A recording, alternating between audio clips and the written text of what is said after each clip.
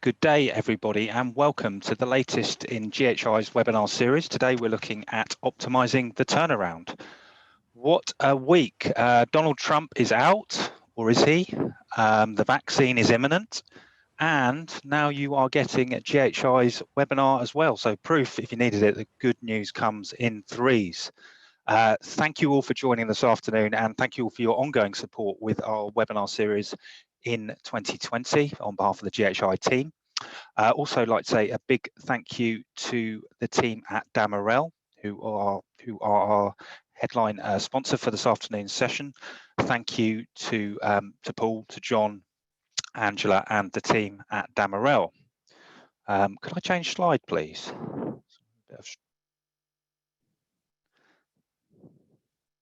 There we go. Thank you to the team at Damarel. Also, just wanted to add that before we get going, that very soon we will be holding GHI's first ever Digital Reconnect virtual event. That's taking place in just over a couple of weeks' time on the 1st and 2nd of December. Now, this is a forum really for our community to come together for the only time and the last time in 2020, and what a year it has been. This is going to provide an opportunity for us to address some seismic challenges that are facing all of us as a result of the coronavirus pandemic. We invite you all to come along and be a part of that forum. It is going to combine premium one-to-one meetings. That will be delivered as if you were attending a typical GHI physical conference. So you will be able to organise all of those via your personal pages, sending your requests out. The team will schedule your optimum meetings for the 2 days, and then we'll provide you with links through our trusted meeting platform where you'll conduct the meetings on the 1st and the 2nd. We have also got lots and lots of really exciting content to talk about. We're going to be looking at the burning topics of 2020 and 2021, looking at flexible SLAs, what the future is for those.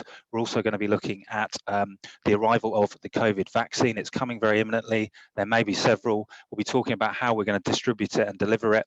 Also talking about pricing, about whether now is the time for prices to rise, whether you should hold on to that, how you work collaboratively with your suppliers through this crisis to come out of the other side. We have more than 50 airlines currently registered, waiting for your meeting requests. Around 600 have been sent, and there are 2 weeks left to sign up. And the best news, ladies and gentlemen, is you don't need to book a flight. You don't even need to book a hotel, and you do not even need to book a taxi. You can just log on and register for that session and join it from the comfort of your home office on the 1st and the 2nd. So we'd love to have you there. You can receive further details, we'll send them through, and we look forward to welcoming you to that community forum, and looking forward to a very enjoyable couple of days on the 1st and 2nd of December. See you there. Okay. Now I'm going to take it back to today, and those of you who are new to our webinars, listen up now. There are a couple of housekeeping announcements before we get going. We very much want your questions throughout the session. There is a little Q&A icon at the bottom of your screen. It's got a couple of speech bubbles. If you click on that, you can type your questions in, and we, the panel, will see them. I will pick them up as the facilitator and ask them to our panelists.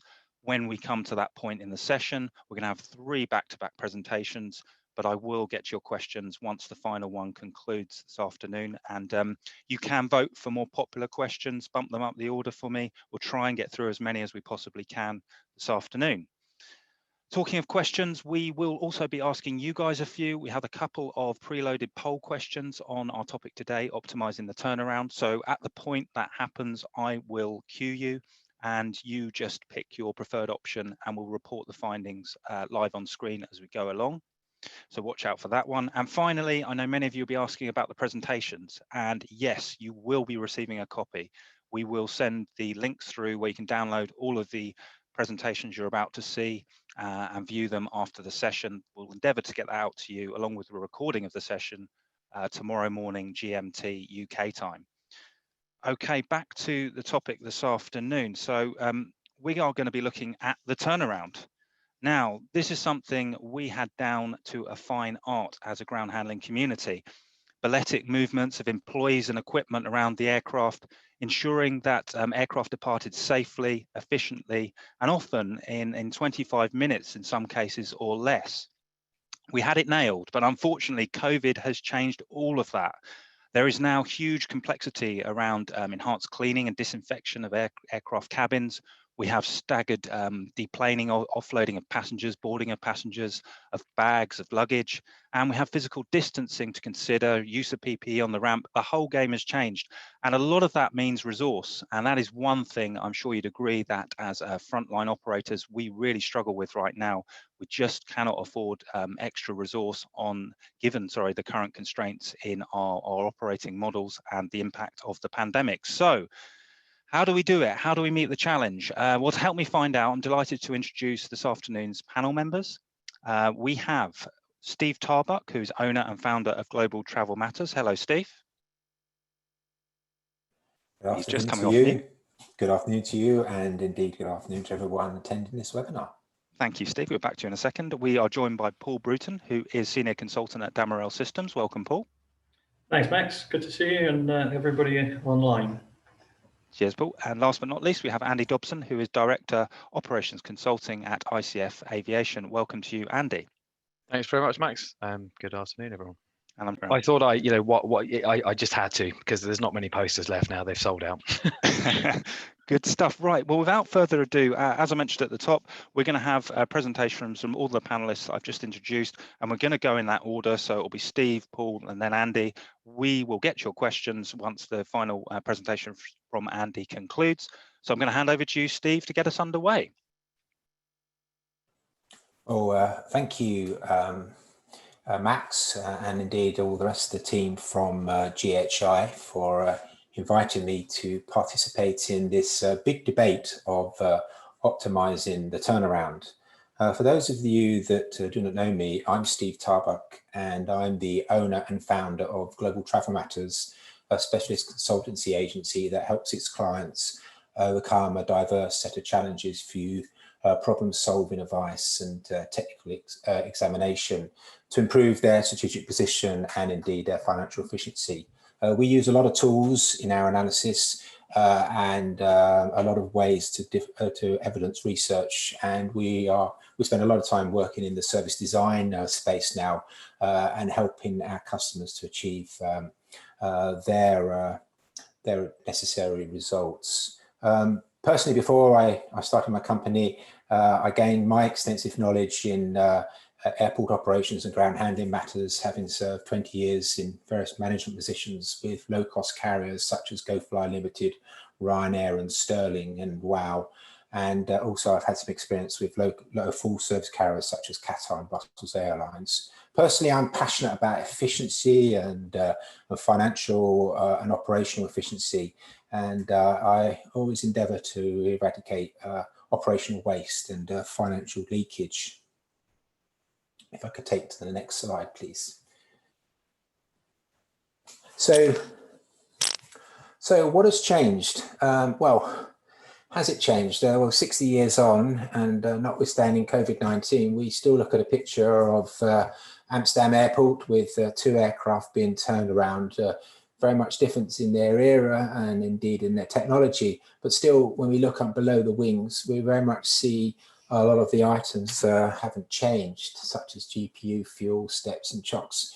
Maybe the only visible change could be cones, which I think is more appropriate today. Now, the turnaround process has evolved, and as Max has mentioned, COVID-19 has rewritten the rule book in certain aspects. But the picture on the right of this multi-million-dollar aircraft with the highest possible specs of efficiency and comfort are still attracting the same sort of ramp, labour, intensity and manual processes to turn the aircraft around, as well as a considerable amount of paper documentation changing hands within the actors involved in the turnaround. So when Max asked me to speak about the objective, and I sort of stopped to reconsider the ground handling process and think about what could be improved under today's climate to counteract the new challenges that we may be facing. I started to go back to basics again and sort of concentrated on the turnaround and sort of questioned, why is the turnaround heavily paper-based, and why do we still work in silos, and could we change for the benefit of the industry, for other industry stakeholders? And primarily, in my thoughts was, how could we improve our productivity and efficiency? And dare I say, even consider to do something different. If we could go to the next slide, please.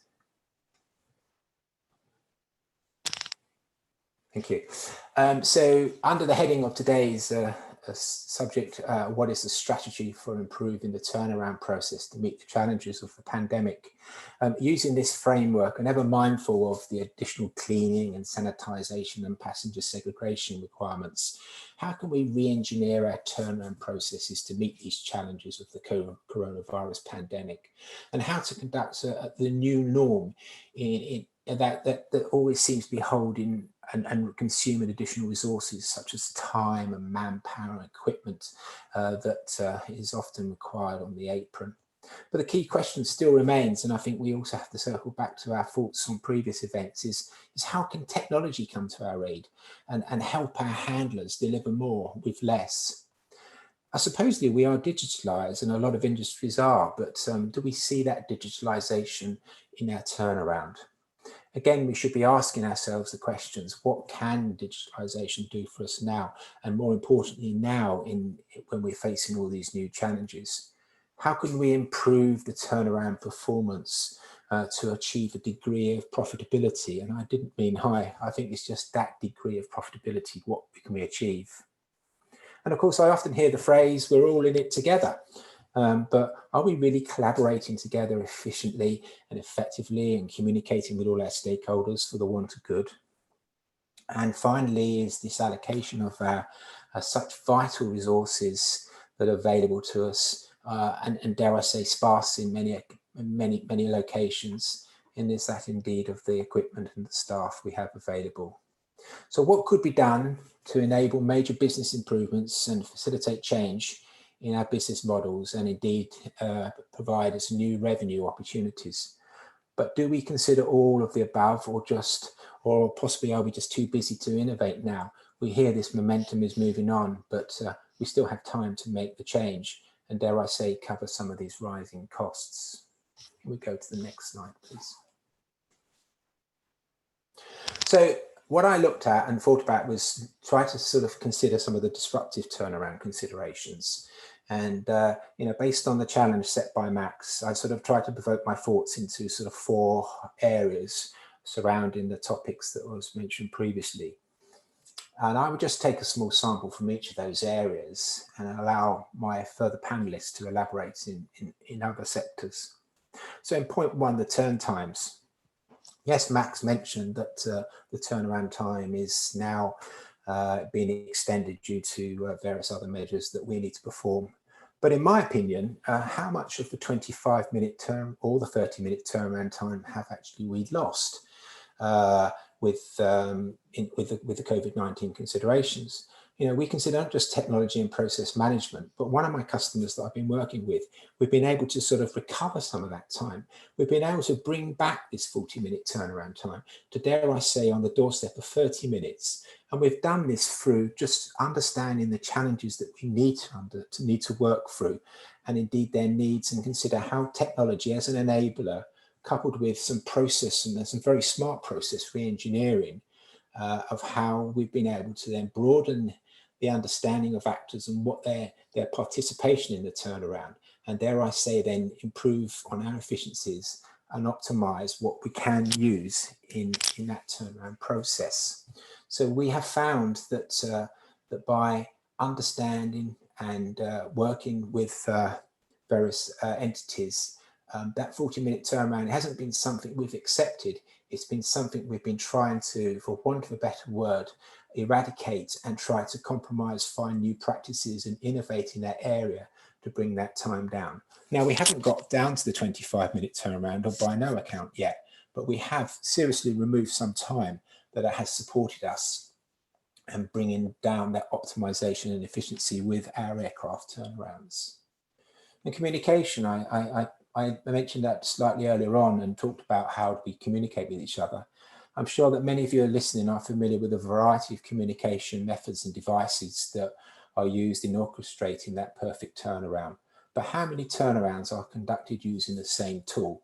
And indeed, in a real-time perspective, avoiding the need for outsiders to ask for updates from those players that are working hard on the ramp to ensure the success, or even indeed recover some of the time during that turnaround. So what is necessary is a collaborative tool, in my opinion, a collaborative tool that not only documents the turn in a storybook fashion, but indeed those particular qualitative pieces of information while still capturing the quantitative timestamps.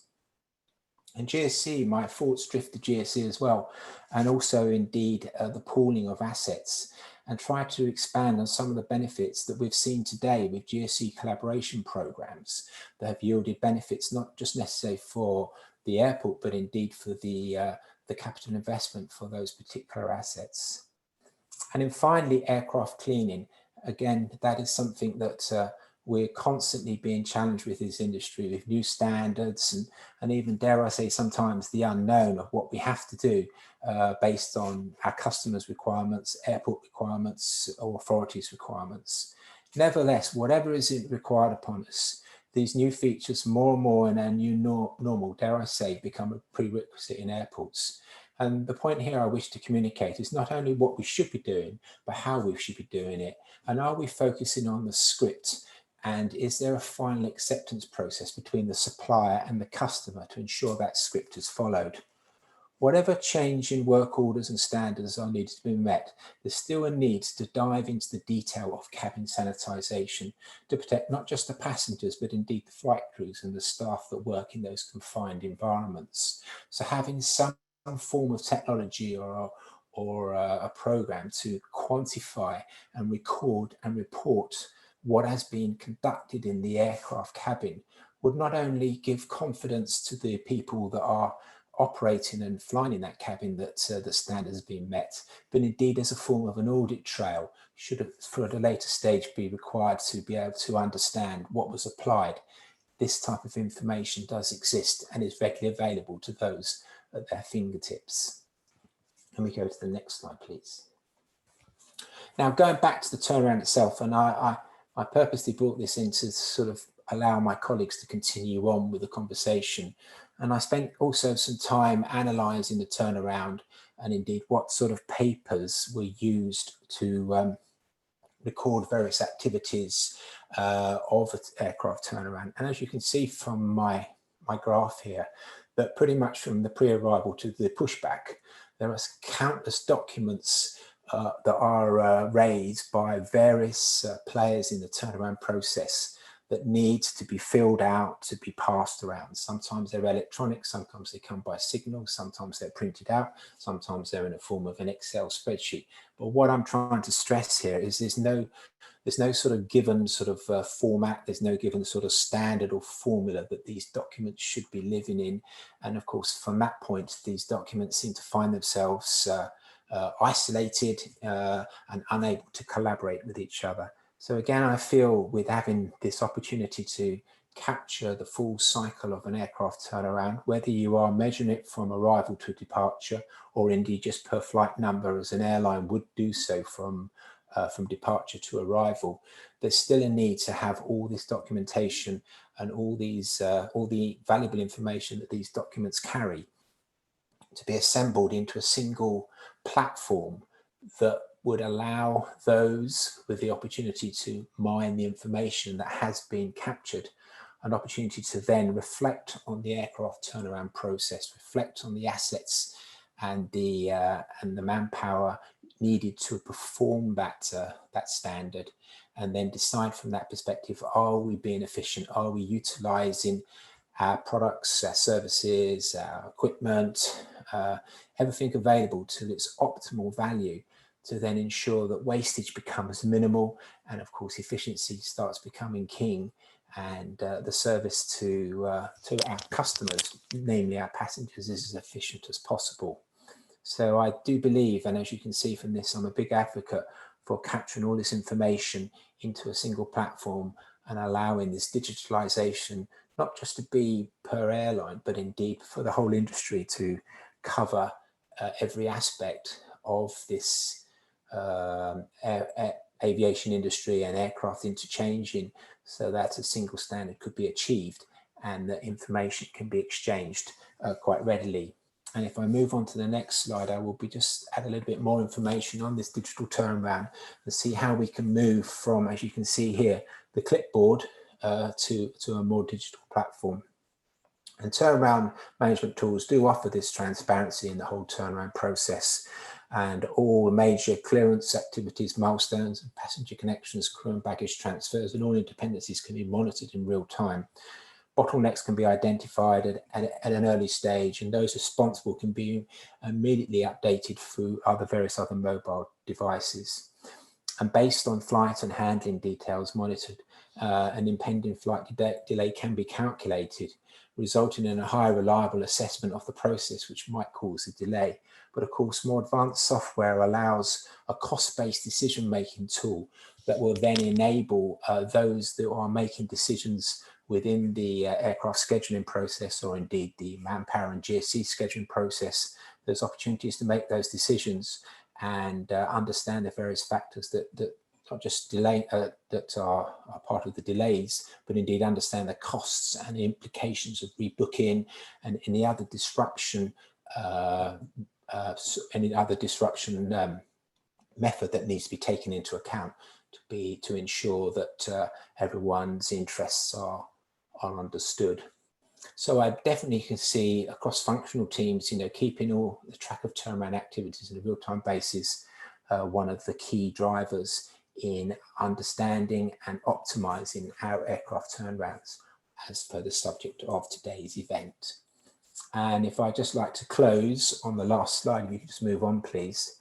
So what I'd just like to say is, these opportunities, should become part of any corporate strategy, not just from a financial perspective, but indeed from a development and sustainability perspective, as well as communicating and so considering all the environmental effects. And surely as a conclusion, one needs to spend more time thinking ahead and not just necessarily reacting to the challenge. It's never a good time to make change, but I think, today is always the best time, and to avoid the reasons for procrastination. So what I would encourage you, having listened to what I have to say about digitalizing and optimizing the turnaround, I would encourage you to discover, define and develop, and dare I say, deploy the tools to ensure your success. Thank you, Max. Steve, thank you very much. A very thought-provoking presentation there. If you have questions for Steve off the back of some of those slides, just drop them in that Q&A section that I mentioned earlier, and we will get to those in about half an hour's time. But for now, I'm going to roll on to Paul to deliver our next presentation. Over to you, Paul. Thanks very much, Max, and thanks, Steve, for setting the scene for today's session. In this section, we set out some of the common challenges faced by ground service providers in the current climate and the potential approaches to solving them, particularly, as Steve was saying, how IT solutions can help manage the burden of the constant change that we find in the industry at the moment. We'll look at aspects of planning, the turnaround itself as it's happening on the ground, and indeed revenue recovery at the end of the process. We're keen to explore the issues that you see, share ideas and approaches, and explore alternative strategies that can help us all in the coming months. If we can move to the next slide, please. First of all, a few words about Damarel.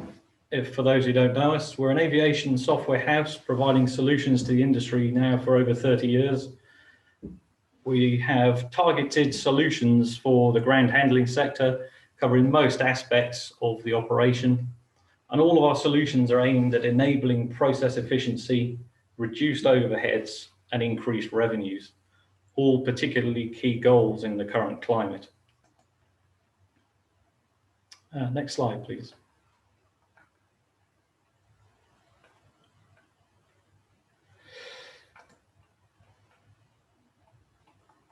So what are the challenges specifically introduced in the current pandemic, and what do we mean in some respects about turnaround management? Well, we could state that it's the coordination of all processes around the aircraft to achieve OTP and SLA compliance. Communicating the multitude of event times that Steve was referring to in the precision timing schedule, specific to each carrier and aircraft, is challenge enough itself in a large operation. But with the effects of COVID, following the global lockdowns and the grounding of fleets, came the shoots of a tentative restart to some operations, but in an even more volatile environment. As everybody's seen, massively reduced volumes, smaller workforce, historical economies of scale gone, erratic schedule changes to plan for, more cleaning and other activities to track and SLAs to meet, additional costs in man hours and consumables to capture and to charge for. How can you keep on top of all this change and communicate the latest requirements to the agents in the field to make sure the operation is running smoothly and as efficiently as possible? Turnaround management and planning solutions can help rapidly remodel the new shape of the operation, setting the appropriate staffing levels and communicating the key timings and SLA milestones to be met to the teams on the ground to make sure that you deliver the services as efficiently as possible. So IT solutions can help in many different aspects of these challenging times. Next slide, please.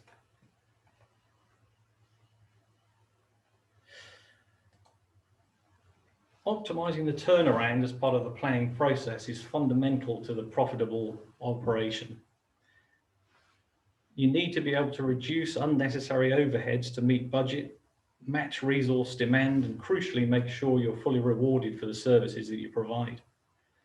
At the simplest level, this means understanding your operational profile, the schedule of flights and service delivered, and the resource required to deliver it. But resource planning can be a time-consuming exercise when using traditional methods, taking many man-hours from supervisors and managers to get the levels right.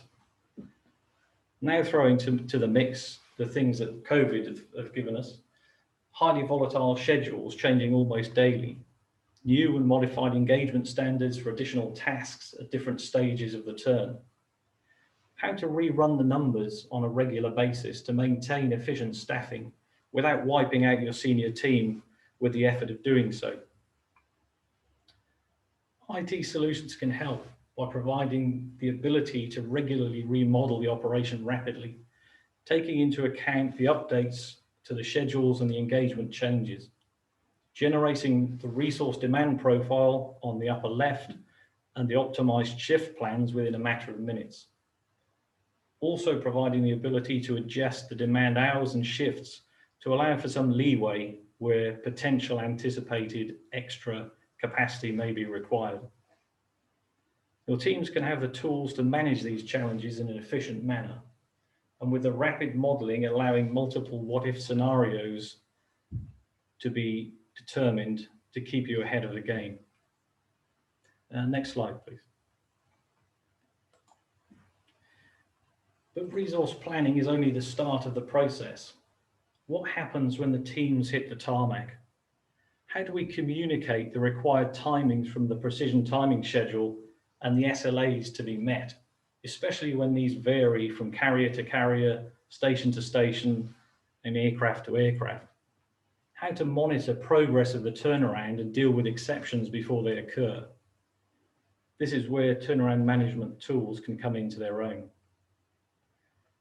In these days of COVID, with extended cleaning, increased ground times and social distancing, all having an impact on the timings of the process events, all varying from carrier to carrier and aircraft to aircraft, and with many having strict SLAs attached to them, communicating these requirements and reporting on compliance has never been more important. Role-based, process-driven mobility solutions drive the live information into the palm of each agent's hand.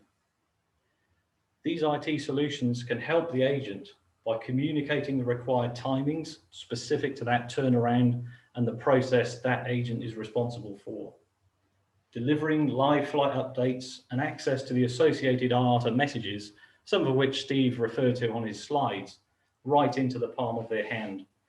So if they've got passenger service requests, CPMs, load messages to tell them where the cargo is. All of that is readily available on the device they have with them. Additional information to be recorded during the operation, such as what would traditionally be on ramp sheets, de-icing forms, wheelchair chits, can all be configured into the system to enable the agent to gather all this information electronically as it's happening, allowing it to be analysed by the system after the fact and communicated to all parties during the process. The IT solutions can help the OCC by providing a live view of the turnaround progress and SLA adherence as shown on the PC slide we're looking at right now. And it can provide an electronic flight report of all the key details of the turnaround, providing to both your internal filing, but also your partner carriers, a single page report containing all of the key facts and figures about the turnaround, all of the SLA metrics and their compliance, as well as any service provision that has been delivered. And the solutions with all of this wealth of data can also help the business at every level. Dashboards showing the OTP and SLA compliance at various levels, allowing you to look at compliance at the carrier, station, or even network-wide levels. And further stakeholder collaboration can also be achieved, providing tailored, filtered access for your airline clients to allow them to see the progress of the turnaround of their aircraft live in real time, allowing them to monitor that progress and take any preemptive action should any need to be taken. And providing partner GSPs who may be subcontracted to provide certain services around the aircraft, enabling them to see the latest timings required for the events that they need to complete.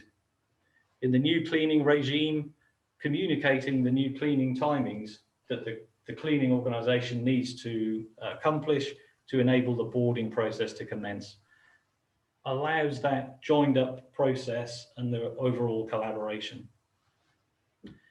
So advanced tools to aid communication, management and reporting on the turnaround activity. Next slide, please. But once all is said and done on the flight has departed, there's still work to do. Someone needs to collate all of the details of all of the services provided and get them to the finance team such that they can be invoiced to the customer. As Steve showed on his earlier slide, paper-based traditional processes again meant that this was a time-consuming process with multiple stages, introducing delays, and also prone to error with all of the human process intervention. With the additional services introduced for COVID and additional contract clauses kicking in these lean times, it's more important than ever to streamline these processes, capture all the revenues, and improve the cash flow.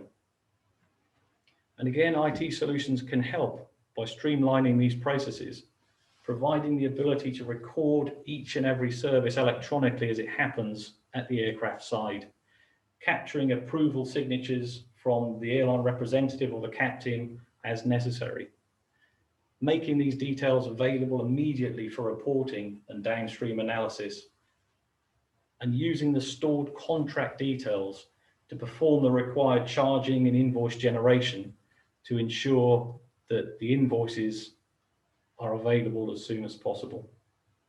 So a fully end-to-end electronic process for service capture and invoice delivery can be achieved, reducing overheads, increasing revenues, and enabling you to get paid faster. Next slide, please. So moving on from some of the theory of the solutions, we've got a couple of case studies to show you. So let's take a look at the first one where we were working with Donata in Australia. As part of Donata's wider automation program and to get some immediate benefits to Donata's Australian operations, last year we worked with the Donata team to implement the core FindNet suite of products into 7 airports across the country. The success of the project was boosted early on by the meticulous planning and briefing of the Donata team, making sure staff knew what to expect and why the project was so important to the future of the business. Detailed process mapping and strong change management were key factors in its success. And following on from Steve's points, I think the processes are the key. A lot of these projects are more process transformation projects for the business rather than seen as an IT project. The IT aspect can take a couple of weeks and everything's ready to use, but it's getting the business, as Steve was saying, to really review their processes, what they're doing, how they're doing it, what stages are no longer necessary, how the processes can be streamlined and made more simplified with the adoption of technology. So Donata were looking to achieve a number of things, including better communication of the precision timing schedule and visibility of the turnaround in action, improved SLA compliance and collaboration with their customers, better access to OTP and compliance data and reporting, streamlining of a 30-step service to invoice process, and reduction in revenue leakage and the corresponding increases in revenues. And the solution delivered on all of those counts, providing clear communication of the SLAs and the PTS requirements, improving OTP and SLA compliance, improved visibility of the turnaround process itself to monitor the status and handle any exceptions. The electronic flight sheet provided a key document to share with their airlines, providing full details of all aspects of that turnaround. Management visibility of the SLA compliance via dashboards and a series of reports to look at the metrics at every level. It also delivered the streamlined processes that we're looking for, cutting down the long-winded 30-step process down to just 6. Reducing overheads, less stages, less effort, less time required, less cost in that process. And it delivered increased revenues with a notable increase in those revenues reported from the stations. Stakeholder collaboration was also then possible, providing that live visibility of the turnarounds to partner airlines, allowing them to participate more directly in the activity that's happening there and then. And thanks to the direct positive impacts that the solution had down in Australia, further rollouts are now underway in other regions. Next slide, please. So for contrast, from one end of the spectrum to another, Exeter International is a self-handling airport, although different in scope, faces similar challenges to the global service providers. And Damarel has been supporting Exeter with our solutions for over 20 years. A key part of this has been providing the FineNet system to help them run the ground handling side of the operation. Like any ground handler, for Exeter, having a reliable solution for core flight information, the ability to set appropriate staffing levels and the means to capture all revenues was a must. Beyond the base system, Exeter had a number of additional requirements. The ability to more easily and scientifically determine their staffing requirements. Interestingly, in this case, as much to justify and illustrate the genuine need for additional staff, as opposed to the traditional efficiency requirements. The ability to communicate the PTS details to staff and the ability to capture all service activities as it was happening due to a long-held suspicion of significant revenue leakage. And the solution delivered improved resourcing levels and justification, process communication and monitoring across the operation, and a 50% uplift in ancillary service revenues. Features that no doubt have assisted the operation in the storm of current change. Next slide, please. So to wrap up this session, Large or small, the impact of the pandemic has affected us all. Beyond the normal pressures of managing a fast-paced operation in a low-margin sector, COVID has thrown in the additional challenges into the mix. Volatile schedules, changing service requirements, additional compliance items, and revenue recovery needs. IT solutions are here to help ease the burden, and we're more than pleased to help everybody in these challenging times. We wish you all every success in navigating the current climate. Thanks, and back to Max. Thank you very much, Paul. I think I felt a surge of energy across the internet when you talked about getting paid on time. Very Always interesting helps. stuff. It always helps, certainly right now. And I'm sure we'll come to some of the questions that have come in due course, but I'm going to hand straight over to you, Andy, to conclude the presentations. Thanks, Max.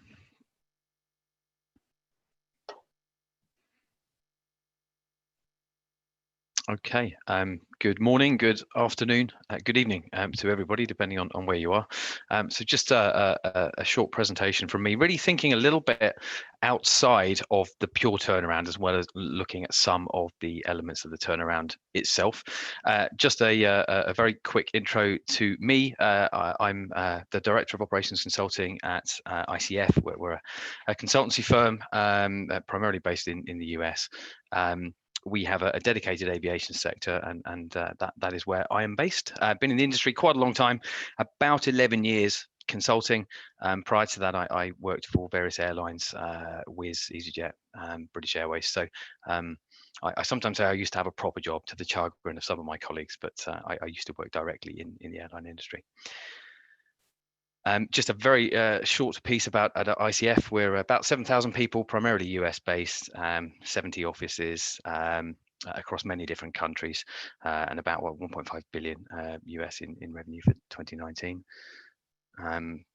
Always interesting to look at this slide. We see lots of logos who sadly are no longer with us, but this represents a good sample of our airline clients since really the late 1960s. Prior to being ICF, we were SH&E, who may be a more familiar name to some of you.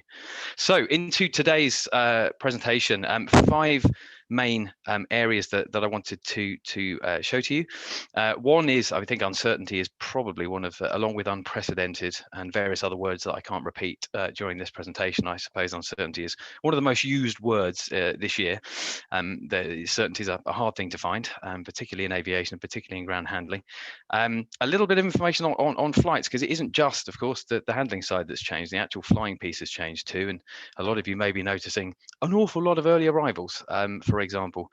A little bit then on COVID-19, just looking at some of the hotspots during the turnaround, and then the 4th piece, looking at some very recent ADSB data that shows what turns are being achieved at the moment. So some actual, we hear a lot about what's going on out there, but I thought it would be interesting just to have a look and do some analysis on what's actually happening. And then finally, some ideas, themes on mitigating some of these challenges that we are all facing currently in the industry. So just starting really outside of the turn, but the bigger picture, what this graph is showing in its simplest form is that what airlines plan to fly, said they would fly, scheduled to fly, as I'm sure many of you will have been experiencing, is indeed not what happened. So you can see here up until, COVID hit pretty much up until March, the compliance levels were fairly high, 80-90%. We schedule it, we fly it, and of course, in many major airports, you need to do that to make sure that you protect your slots. You can see what happened though after COVID really hit, with what had been planned in the dark blue dotted line, and then the actual flights in the turquoise line. And as the headline says, actual schedule compliance during the first wave was less than 20%. And this is comparing ADSB data, the aircraft tracking data. We have a partnership with Flight Radar 24, and some schedule data from SRS Innovata. So we're basically looking at the plan and the actual and seeing what the difference is. This is between January and June 2020. It's about 2 million flights over 23 weeks. So it's a pretty big sample size. And then there's the flight itself. So what's we're seeing, unfortunately, a lot. I'm wishing for congestion. I never thought I would find myself wishing for congestion, but I am. We find ourselves with a lot less these days, of course, and of course that's also true of the flight portion and the airspace. So I just wanted to pull out two main things here. On the left graph, we're looking at flight distances. On the right, we're looking at flight speeds. Up the side, it's percentage change in distance between 2019 and 2020. So it's basically March 19 on March 20, May 19 on May 20, and so on. And if I just look particularly at the distance and the speed, the two red bars that you can see, or the red graphs that you can see, the percentage in flight distance in March, when COVID just started to hit, it came down about 0.5%. So you could already see that the distance was starting to reduce a little, because you're holding less, there's less congestion, and so on and so forth. By May, that distance had decreased by 2.4%. And then you can see going into July, when things started to get a little busier again, the distances were just beginning to increase slightly. Now, this sample size, this is Europe and the Middle East only. Any airports with more than one flight a day, and they had to have more than 1,000 movements in 2019. But I think it shows, it gives a picture that actually speeds are dropping and distances are dropping because there's simply less congestion. That obviously has an impact on what we do on the ground. So turning our attention to the turnaround itself, and following on from previous comments from my colleagues who are presenting today, we have recently been working with the ATI in the UK, the Aerospace Technology Institute, looking at the risk of transmission of pathogens in general, but of course COVID has been at the front and center of our minds. And this is a process map just for the turnaround, of course, the above wing piece of the turnaround. And I suppose broadly, particularly for those of you who are involved with this day to day, there won't be any huge surprises, but you'll see a traffic light system at the top, just really focusing on green, which is the lowest level of severity of the likelihood and the risk of COVID transmission, then going up through the traffic light sequence, slightly more risk with amber, and then red is what you would expect is the highest degree of severity. And you can see quite quickly when looking at this that the areas, not surprisingly, where the most risk are is where you have queuing, you have gathering of many people in the same place, potentially with poor ventilation, with limited infrastructure, which is a very difficult thing to alter in the short term. And then you'll see places like the jet bridge, not surprisingly, where I know, having flown recently, that we still need to turn these aircraft around in an acceptable time, and the business model of particularly low-cost airlines depends on that. So many of the practices that were happening before, it is varied, of course, by carrier, by airport to some extent, but a lot of these things still need to happen to make the business fundamentally viable. So you'll see there, particularly the jet bridge, the boarding and settling phase on board the aircraft, and things like the bus journey, if you have a bus journey to the aircraft, those areas are particularly high risk. And I think there are many measures in place already, of course, and they will continue to be: the wearing of masks, physical distancing. We all know what they are. We live with them daily now. But it was quite interesting to really take a detailed look at the turn, and where some of these challenges are, and how they might be mitigated. In terms of just an overview on the regulatory picture, so we thought it would be interesting just to do some research and look at what different regulators and industry bodies are either recommending or requiring. It's a different line depending on which organization we're talking about. But I just wanted to pick a couple of things out here, just to show you some of the inconsistency that we have across the world. You'll see physical distancing. I think it's the fourth line down, and you'll see, the first thing is good that all of our regulators or bodies want that to be happening. But of course, there's a difference between 1 meter and 2 meters, and EASA coming in somewhere in between. Also, use of touchless technology is a theme that's growing louder every day, and I'm sure we hear that quite regularly. But at this point in time, it's really only ICAO that are recommending that. And then just to give another couple of examples, this use of protective screens, counters to minimize contact, it's just an EASA thing at the moment, actually, as is the PCR antigen testing. And then one other particularly topical issue I think I've had lots of discussion about in the industry, which is that of do passengers take hand luggage or not? Effectively, what is the airline policy? What is the regulator policy? And as you can see, again, great deal of inconsistency. So I suppose in some respects not surprising. It's a pandemic that hit us with very little warning, but it's just a picture that is quite complex and doesn't really help our case, I think it's fair to say. So on to what's actually happening now. What are we seeing out there? There is a lot of noise, a lot of speculation. Of course, those of you who are turning aircraft every day know exactly what's happening at your station. But I just thought it would be useful and hopefully interesting to take just a few snapshots from the last few days. So what you are looking at here is it's Flight Radar 24. It's ADSB data again. It's aircraft tracking data. We do all the analysis with that. The flights in question are between the 19th of October and the 6th of November. So it's very recent data, in fact, until just a few days ago. And what we're comparing here are either A320s or NEOs, which effectively is the same thing, for return, or 737-800. So pretty much like for like, and narrow-bodied only on this particular slide. So on the left-hand side, you will notice that I've not, of course, not mentioned airports. I've not mentioned airlines. It wouldn't be appropriate to do so. But this data is coming from a couple of very busy and very well-known airports in Europe. Is probably all I can say.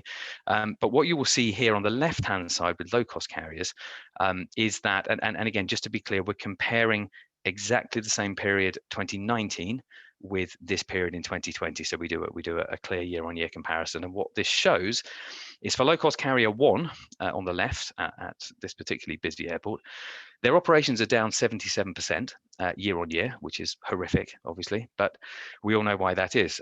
What's interesting is their median turn time for that same period year-on-year is actually 5 minutes less. Now we could debate this for a long time, I'm sure, and without a doubt, load factor and lack of congestion at this particular airport will inevitably come into play. But it's interesting. And just to be clear, this is from aircraft transponder off, arriving on the parking stand, to aircraft transponder on as the aircraft, or just before the aircraft is pushed back. So it is a very accurate measure to within roughly 60 seconds of the actual movement of the aircraft. Low-cost carrier 2 down by 70%, but they have 7 minutes additional on their turns, and the third, as you can see, is down by around about half, and they have added 11 minutes to their turns as well. So a mixed bag. So we actually have one carrier there, which appears to be, certainly based on that sample size, turning the aircraft slightly quicker. On the right-hand side, we have full service carriers. So it's important to make the distinction. I think I wouldn't really want to compare a low-cost turn with a full service turn on the same equipment, but this is also either A320 or 737-800 aircraft at another busy airport. Full service carrier 1, they're down about 50% on their ops. They have added 20 minutes actually to how long it takes them to turn the aircraft year on year. Full service carrier 2, very significant reduction of 73%. They've added 12. And the third there, as you can see, down 70%. They've added 5 minutes to the turn. Now, this just tells us what is happening. And ADSB data really is like an X-ray of the operation. There is no place to hide. It's almost impossible to fiddle with it. It just tells you what happened. So if I move on to the next slide here, this is just a comparator for wide-body aircraft. Again, at another very busy European airport, the same period of time. Again, comparison year on year. And in this case, we're comparing actually 2 777-300 operators and 1 A350-1000, which I hope people would agree are broadly comparable. You'll see here massive reduction in operations for the first carrier, and actually 28 minutes median added to their turns. Then you'll see another potential anomaly that the second carrier has actually managed to take 6 minutes off their turns and has increased volume by 6%. And then finally, the third carrier, as you can see, down 16%, but they've added 17 minutes to the turn. So that is, I appreciate it's not a huge sample, but it's sufficiently large just to give a snapshot of what's been happening in recent days. And so just to come on to some potential mitigations to some of this, and I should say before I launch into this that my last the last thing I intend to do is to try to teach you things that many of you are doing every day, but the purpose of this this part is just to share some of those things that we are learning and hearing about that are happening out there. You know, how do we mitigate against these issues? How do we put things back together effectively in this new world? But at the same time, being mindful that hopefully, very hopefully, this is a temporary situation. You know, whatever investments we are making, whatever changes we are making, should hopefully be temporary. And so we have to balance these these two things very carefully. So just to run through a few of the examples, of course, increased automation. This has been a theme of the discussion. Fewer personal interactions and so on and so forth. Reducing staff where possible, of course, easier said than done. But an interesting theme I have picked up on in the last couple of months is that of the removal, either temporary or otherwise, of the turnaround coordinator, the dispatcher, the load controller, whatever you would call them in your normal day-to-day work. This appears to be, it may not be a trend yet, but it looks like something that is happening increasingly, which is very interesting because, of course, they drive the turnaround. So it's something to watch for there. But in the short term, of course, it represents a saving. Lots of centralizing or attempting to centralize operations in one place, of course. I mean, this is fairly normal procedure, but I think even more so now with closed terminals and people sometimes companies operating in different environments from what they're used to, and other measures, of course, around staff separations, trying to prevent mixing as far as possible, and therefore the risk of the spread. From a ramp point of view, GSE, of course, is an interesting one, depending on how busy your operation is. But potentially your GSE, if your SLAs and your contracts remain the same, you need the same amount of GSE, but you need it for longer, and you may well have a resulting shortage potentially. So minimizing where possible. Particularly things like belts and steps, high loaders, if it is feasible. Another area that has provoked quite a bit of discussion with some of our clients in the last few weeks has been around looking at the model of, do you have roving pushback teams, or do you have them dedicated within the ramp team? What do you do about the baggage haul people? How do you organize the transport? There are, of course, lots of different models there, and I know some of our clients have been revisiting those pretty aggressively over the last few weeks. Again, centralizing ops, no surprises there. And I think where there had been in some places there had been some reluctance on single person pushbacks when you have the right equipment and where the airport bylaws and the safety regulations permit it. I think we're also seeing an increase there. And really just to finish off on the GSE side of things, this is a topic that was already alive and well before COVID, pooling, but GSE pooling is definitely, certainly for where I'm sitting, getting louder and louder. And I think given this almost reset that the industry's had, I would expect that to be a feature where it is feasible, not necessarily feasible at all airports where you have a huge mix of aircraft, but I guess also the mix of aircraft will be changing. As per my colleagues on the panel, as per their presentations, looking at better ways of deploying your manpower and your GSE and using technology in order to do that. Renegotiation, of course, I'm sure is a theme around the world of various different contracts, from aircraft leases to GSE and everything else, potentially some sale and lease back, and we're not surprisingly seeing some pretty old and inefficient GSE disappearing pretty rapidly, but that does potentially drive the need to replace it when things start to pick up. And then just finally, of course, I probably should have started with the point in bold and underlined that none of this is possible without managing to renegotiate things and change things in conjunction with your customer airlines to fit the new world. Easier said than done, I know. We have seen evidence of some of our clients in the ground handling arena working with customer airlines to try to actually improve the schedule. Would you believe? I know this does happen sometimes in the normal world, but it's reasonably rare. But I think airlines are starting to wake up to the fact that an extra 10 or 15 minutes perhaps on a schedule to avoid simultaneous arrivals could actually make a really big difference.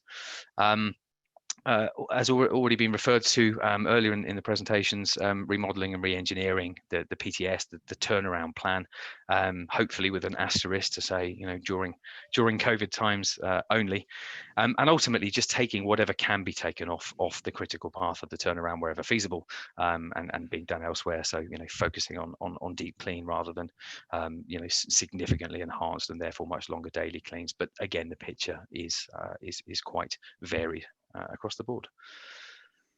Okay, that's it from me. Thank you very much, Max.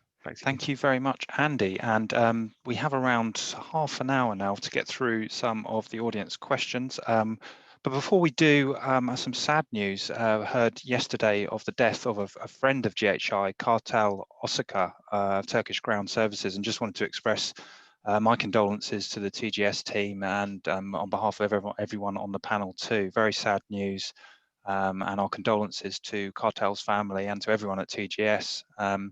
Very sad. Okay, let's move on. And we've had some questions pop in while we were listening to your presentations, which is great. And if you would like to drop in further questions as we talk, then please do. The first one here on the list to our panel, from your point of view, what role, and Andy, you've just touched on this, what role must the GSE and aircraft manufacturers play in the digitization of turnaround activity? So the GSE community, what sort of role do we see them playing in facilitating some of the changes we're talking about?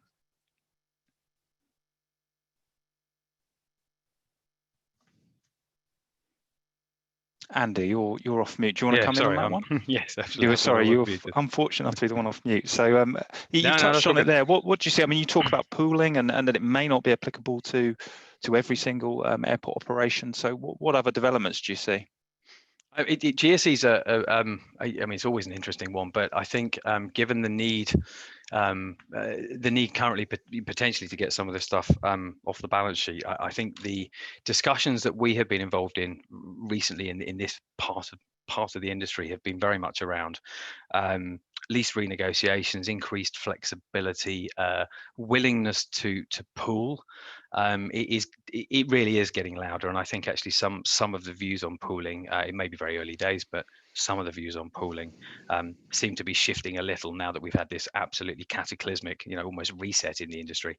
I think people are looking at that in a slightly different way now. So yeah, I think that they've clearly got a big part to play, and that's before we even get into the electrification argument and sustainability and so on. But I appreciate that's probably not so much for today's discussion. Steve. Yeah, I think it's a very important question that all parties come together. One of the themes of this webinar is about collaboration and communication, and I would argue that GSE and aircraft manufacturers have collaborated in the past where necessary, be it possibly on a limited basis. But I think now if we're looking into this digitalization space, this cloud-based companies, I think there's probably a need to take that collaboration even deeper. So when developing the next line of aircraft or developing the next set of GSE equipment, there needs to be that closer collaboration more on an IT digitalization platform so that all those pieces of equipment can collaborate together. We are already talking about autonomous vehicles and all the safety devices connecting with the vehicles when they are approaching an aircraft. So dare I say, if the vehicle and the aircraft can talk together, then that possibly might avoid any sort of damage, but dare I say, improve the efficiency of the services on the ground. So I think my answer to that question would be underlining that word communication and collaboration during development phases. Thank you, Steve. Paul, do you have a view on that one, on GSE? Yeah, I think looking at the solutions that have been coming out over the last 3 or 4 years, where we've got a variety of models of GSE tracking type solutions, I think looking at that from the perspective of knowing where the equipment is, what state it's in, and finding the closest bit of kit to your current turn, so the things that you need, I think it's got to be an advantage. On a particular, large operation on the apron, you've probably got hundreds of bits of kit spread all over different terminals, different stands and locations, and making the best use of them during the course of the operation, I think is going to become key to leverage the cost, the capital cost sunk into those items. So trying to have some sort of zoning plan or some means of actually coordinating and making the best and most efficient use of that equipment is probably essential. Yeah, I mean, because you look at some of Andy's statistics there, and although the turn times are up longer, I guess the equipment's needed longer, but it might not be operating at all times. There's more downtime around that turnaround process. So a really big challenge to manage, and I'm sure software can play a big part in that. Paul, just come back to something you mentioned around your case study in Australia. You were referring to the fact that sort of getting the the employees and the group together at the launch phase was really important to achieving buy-in and delivering the biggest advantages from installing the turnaround optimization software there. Can you explain a bit more about how that worked and why that's so important? I think sort of picking up to what I was saying during the presentation there, these types of solution are very much a business system, an operational process tool. A lot of organizations, when we approach them first off, see it as an IT solution. It's the IT department's job. If they go down that road, that can cause a few challenges, because the IT underlying aspect of it is a small portion of the whole. These types of solutions are quite sophisticated. They touch a lot of aspects of the operation, both front of house and in the back office. So to convey the breadth of where these solutions fit and how they can transform the processes around the organization, it needs that buy-in from the top down. You really need a champion at the senior management level who's got the vision, who's probably brought these types of solutions in the first place, to communicate that right the way through the organization as to what they're doing, why they're doing it, and how it's going to actually take place. I think what's also key is having strong internal advocates within the organization.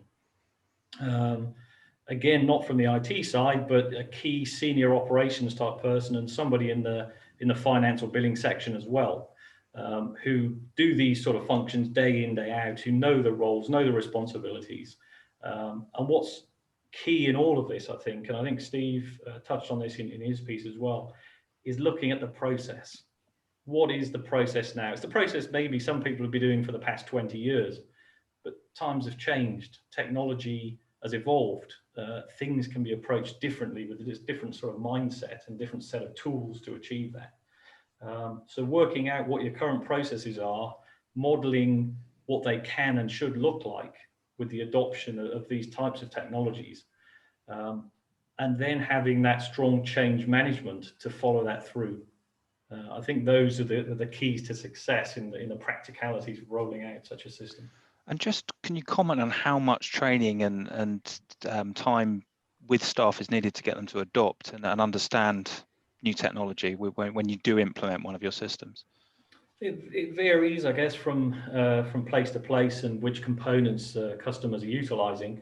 If you look at the coal-face users out on the ramp utilising the mobile devices, very little training has been needed. In fact, there was a classic example that I've used in presentations over the years, where we put the system out into an organisation, got the system up and running. They were just about to start taking the mobiles out onto the ramp. We showed the ramp supervisor how to log in and what the nature of the UI was and what to do. And in a day or so later, I had a call with them, and they said, "Oh, just after you left that afternoon, one of our ramp guys came in, asked how things were going and could he have a look." So he gave him a login and he just wandered off onto the ramp. He came back half an hour later and said, "That looks pretty good. That's easy to use." He had no training at all. He was given a login. sign in, pick the flight you want to work on, say I want to record some services, a bunch of buttons appear, I've just provide GPU, fill in the fields that pop up. I've started to monitor the turn activity. It brings up a panel of the times you've got to meet. This one's complete, this one's complete. Oh, this one's imminent, I better get that done. Done. From the coal face, very, very simple.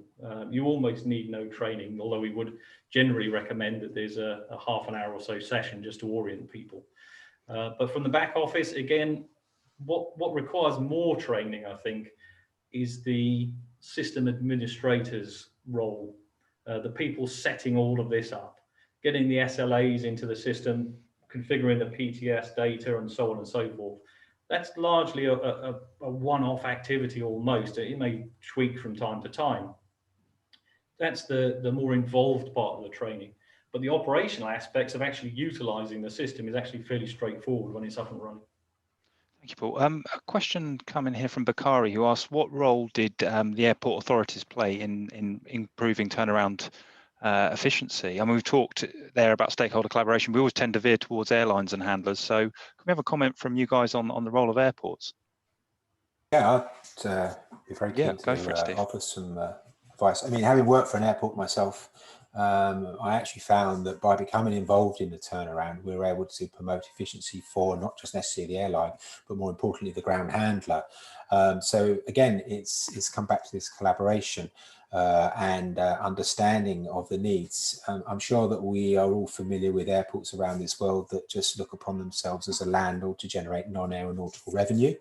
And of course, there are other airports in this world that are very keen to work operationally with their partners to improve efficiency. Now, the airport in question that I had a lot of dealings with actually found it necessary to actually become an integral part in the turnaround process to support the ground handler and indeed the airline itself. They were one of the first airports to invest in some GSC, and they were one of the founders of pooling purely on a steps basis and nothing else. So therefore, they all automatically started becoming involved in the turnaround process and promoted the efficiency from a cost perspective. But then also, they started working on initiatives with the airlines and the ground handlers to how to optimize those turnarounds from a time perspective. And indeed, by optimizing those turnarounds and indeed rewarding the ground handlers and the airlines for efficiency, the airport was able to offer some reward back to those parties, because they then were able to save money from a CapEx perspective by not having to build more stands to concentrate on, to manage the capacity. So I would be a strong advocate that the airport, the ground handler and the airline are partners in managing an aircraft turnaround for whatever part they do, whether it's a physical hands-on or indeed just purely an allocation of the resources. Is crucial that they become involved. Thank you, Steve. Paul and Andy, do you want to comment on that one? Yeah, so I very similar experience to Steve. I think a couple of airports I'm aware of. It is, I think, I mean, in my experience at least, in the minority rather than majority. It's the exception, not the rule. But a couple of airports, one that got involved very much in the infrastructure side of things. So how can we set the stand up better? How can we potentially paint markings on the stand? Can we reposition things? Can we get it to that, the classic Formula One that everyone always talks about, the classic Formula One turn? How can we do that? And another airport actually with a very very healthy incentive scheme, which involved really returning aircraft that were kind of within that 15-minute IATA standard window to be on time. Could they recover a sufficient number of those to justify the existence of a separate team? And actually, I think for 3 or 4 years they had a pretty successful collaboration with the airlines, which sadly has died as a result of what's going on at the moment. But it's certainly out there. But in my experience, it's in terms of getting meaningfully involved, should we say, and actually altering infrastructure and so on and so forth, it's probably something we would like to see a bit more of. Thank you. I mean, Paul, you mentioned Exeter. I guess that's a good example of where it was self-handling, but if you get the alignment between the airport, the airline, the handler, it really motors this thing. Certainly can help if they're all part of the same organisation. Then there's the in-house synergies there. Whereas, as you mentioned, in the more larger commercial airports, the airport themselves can see themselves in a very different role, perhaps leaving almost to their own devices, perhaps the handlers and the airlines to go through the mechanics of the turnarounds. I think from a technical point of view, we see quite a variety of approaches from the airports in terms of their collaboration with data sharing as well.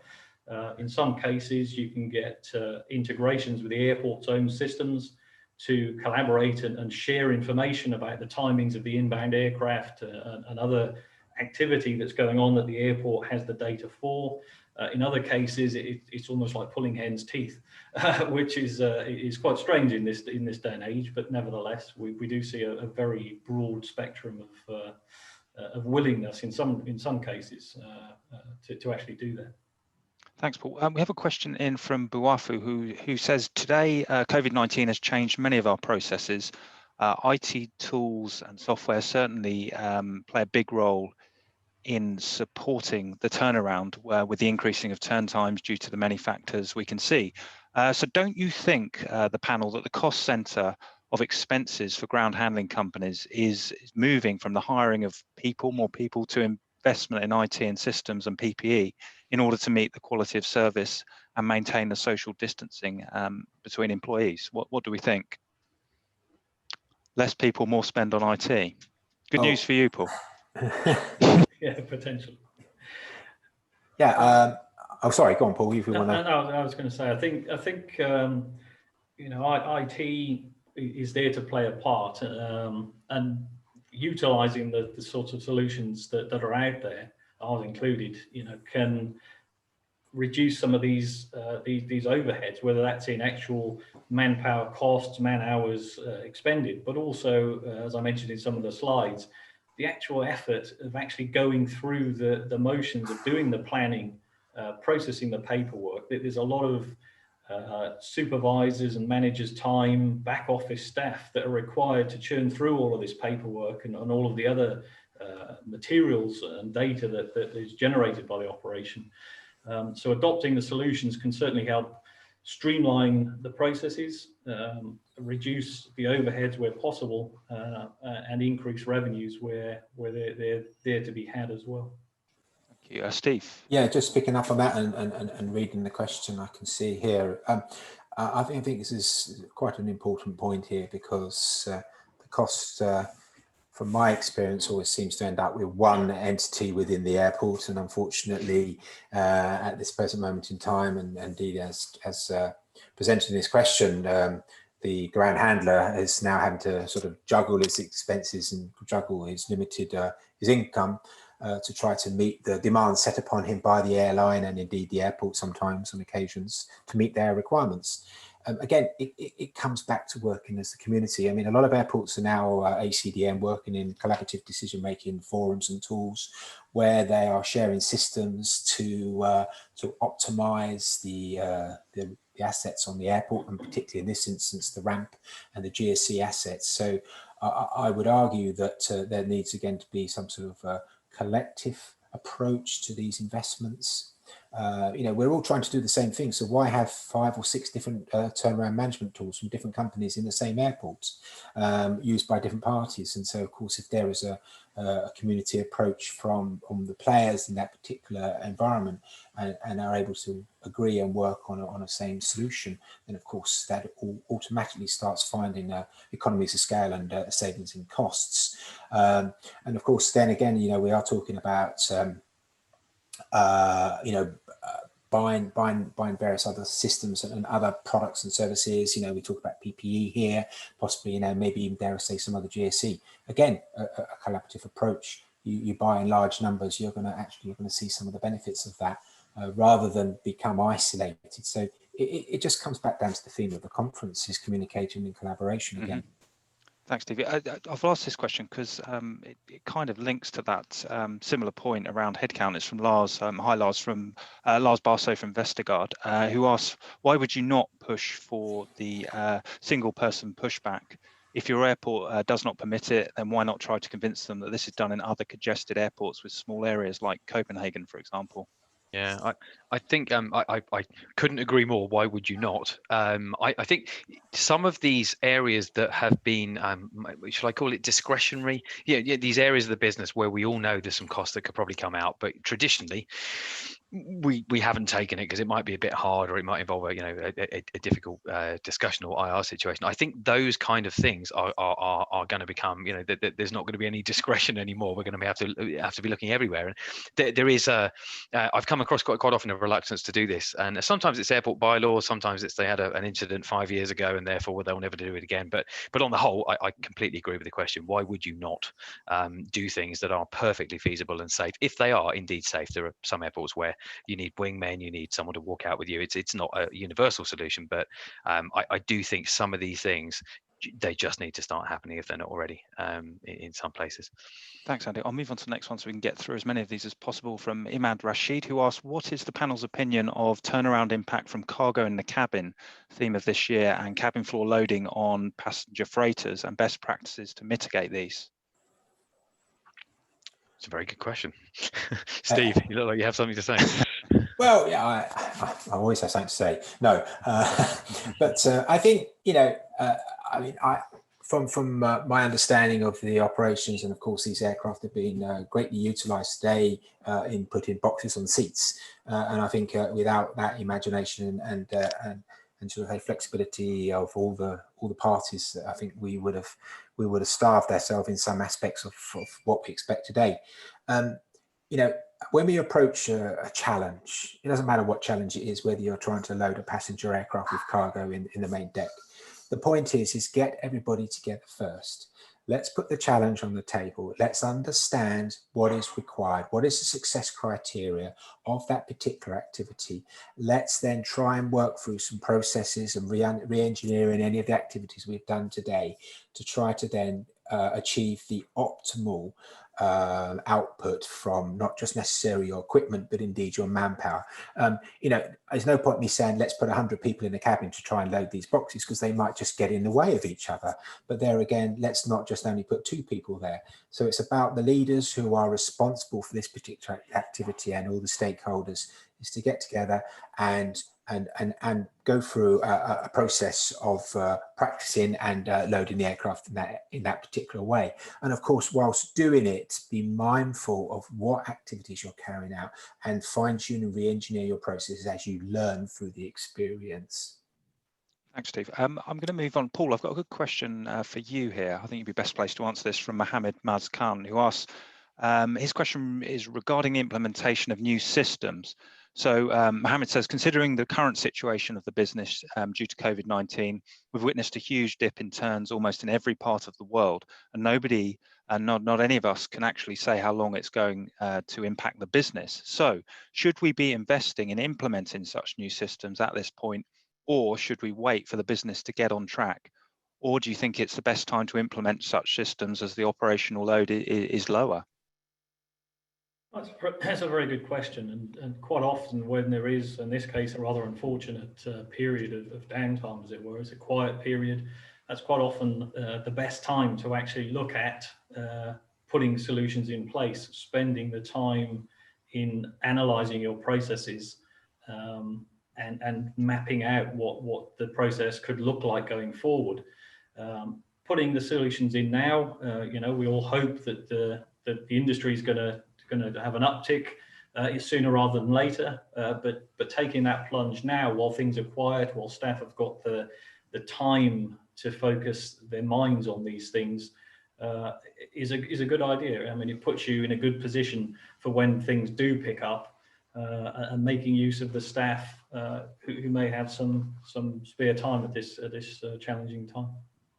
Thank you, Paul. Can I ask the GHI team, my team, to load up our poll questions in the next few seconds if we can? We've got about 7-8 minutes left to run to schedule. So let's ask you guys out there. So this is our live poll. So everyone viewing in, we have 3 questions for you, which we loaded up on your screen. First one, does your turnaround management tool meet your current business demands? You have 5 different options. You can vote yes, it does completely. You could say it used to pre-COVID, but it perhaps no longer does. Maybe you don't have a turnaround management tool in place, or you do, but you don't find it's adequate, even wasn't adequate pre-COVID, or you just don't know. So if you could vote on your most pertinent answer for question 1. When you've done that, I'll give you a few seconds to do it. You're probably going to move quicker than me. So that's question 1. Question 2, what is the major blocker to you adopting a turn management tool if you do not have one? So is it that you don't see the business need? Is it cost? Perhaps it's complexity. Maybe it's time or resource, or maybe it's something that we haven't thought of. So if you could give us your answer to question 2. What are the barriers to turn management tools? Okay, and then finally, question 3. What do you see as the biggest challenge? You've heard some of the presentations this afternoon to turn around activity that is created by the COVID-19 pandemic. Is it delivering physical distancing, additional cleaning measures, handling those erratic schedules at short notice, managing or minimizing the additional costs that are incurred to you post-COVID, or paying for a fair portion of the new costs versus other parties in the supply chain, stakeholder collaboration again? I'll leave you to complete those, and once the answers are in, we'll load them up on screen. Just on a couple of things there, we talked about stakeholder collaboration quite extensively. Standardization as well, Steve, something I wanted to come back to you on quickly. You showed that chart with the different guidance around implementation of different procedures, and you could see there wasn't uniformity between various bodies. I think you showed ICAO and a couple of others. Have I picked up? Yeah, FAA and CAA. Do you see that between regions being a major problem? So different geographical markets having different procedures that arriving airlines and ground handlers are to follow. So a flight from Europe facing a very different set of protocol when it lands in Asia, for example. What are the challenges there? Yeah, I think that's absolutely right. The lack of the lack of consistency generally is a big issue, but it doesn't appear to be, and I know the other panelists would agree with me, but it doesn't appear to be getting markedly better yet. And I think there's still quite some way to go. So, you know, I don't want to be too pessimistic because there's been enough of that this year. But yeah, when this thing gets moving, clearly those requirements, you know, given depending on where the aircraft's arriving from, I can only begin to imagine there will be different protocols in different places. It's just a fact that we're going to have to deal with, an additional complexity, which of course potentially lends itself to some system solutions as well, because I think it's going to be a mixed picture for a while at least. Sorry, Andy, I gave Steve the credit for your slide there. I meant your slide. Absolutely fine. You'll take that though, Steve, won't you?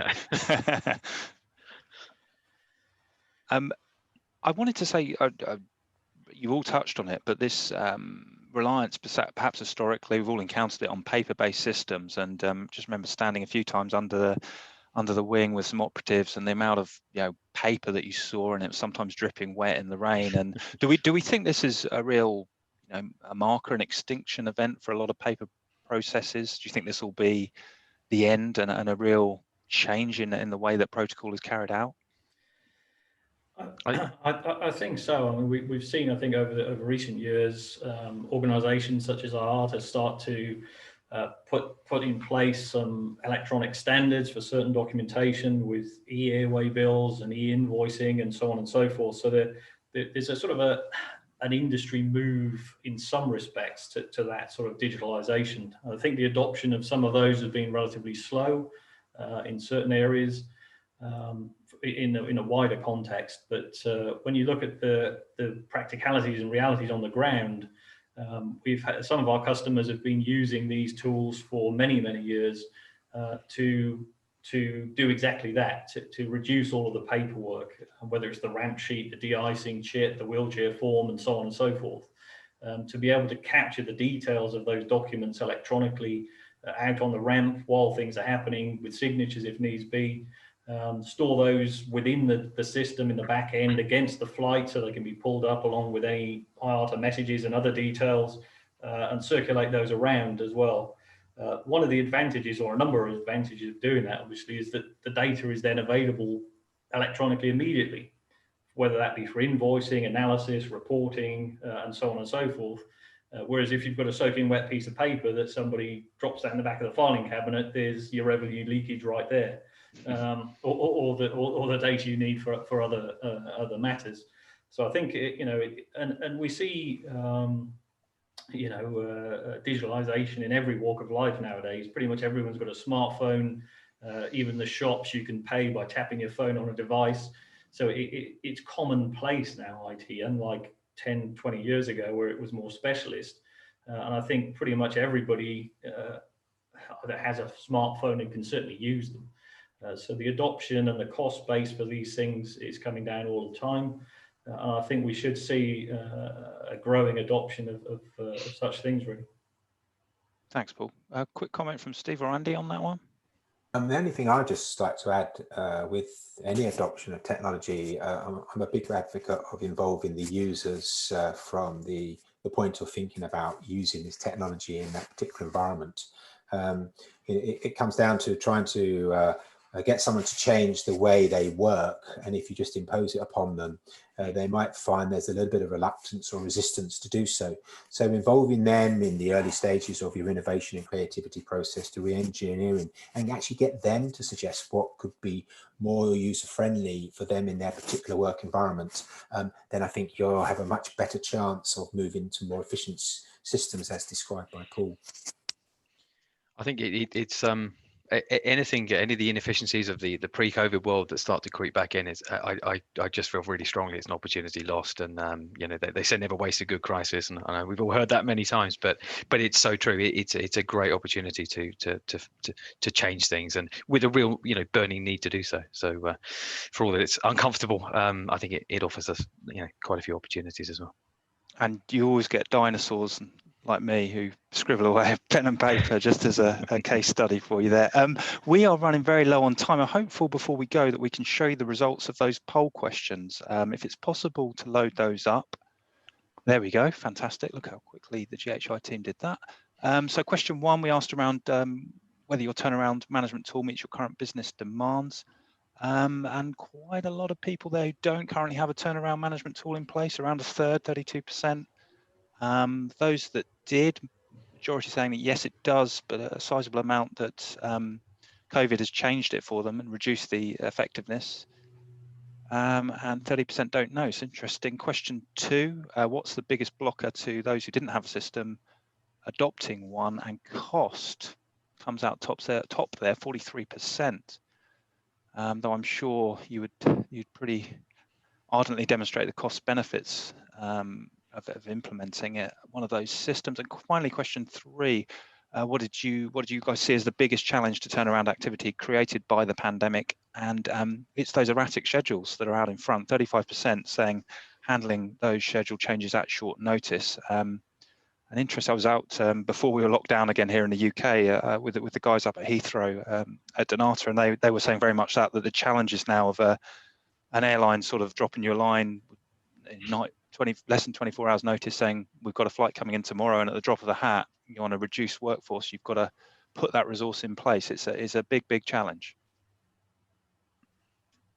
Any final comments, gentlemen, before I wrap things off around the topic, around any things we discussed? Oh, I hope sort of some of the issues around the flight side of things as well. It's obviously the turn is our focus, and rightly so. But it's just I just think it's important to remember it's such a changed picture out there. The flight crews are getting to grips with it. The cabin crew getting to grips with it. It really is. It's quite different. And I just wish everybody the very best in what is a horrific year for the industry. I just wish everybody the best, and I hope to see you again soon on another webinar. Thank you, Andy. Steve, Paul? I just add to maybe what Andy's saying is let's not miss the opportunity that we have today. In fact, we always have an opportunity every day, regardless of the traffic levels. But there will come a time when levels will change, and then we'll suddenly say, well, I'm too busy to do that. So I would just definitely say, whatever it is, whether it's adopting more technology, whether it's re-engineering processes, or just simply using the opportunity to retrain staff and to build that refresher in that particular environment of practices that they might have missed out because of the lack of flights, this is the ideal time to do so. And finally, Paul. Well, Just to convey our thanks to the other panel members today and to the team for putting this webinar together, and thanks for everybody's participation in the session this afternoon. Thank you very much, Paul. And there are, I believe, sort of looking at my icon there, 8 questions that we didn't get to. So we'll circulate those amongst the panel as we discussed, guys, beforehand, and we'll get you some answers if we didn't get through to your question. Try and get those through to you in the next couple of days, early next week. Thank you all very much, gentlemen. Thank you, Paul. Thank you, Steve. Thank you, Andy, for your time and your excellent presentations. And thank you all for logging on and joining this webinar. We're grateful for your support. It's been a heck of a year, as Andy says. So thank you for your continued support from GHI in 2020. We are very much looking forward to next month and Digital Reconnect, and we will see you all there. Thank you all very much. Take care, everyone. Thank you, Max. Bye-bye. Thanks, Max. Bye, guys. Bye. Bye-bye. Bye-bye.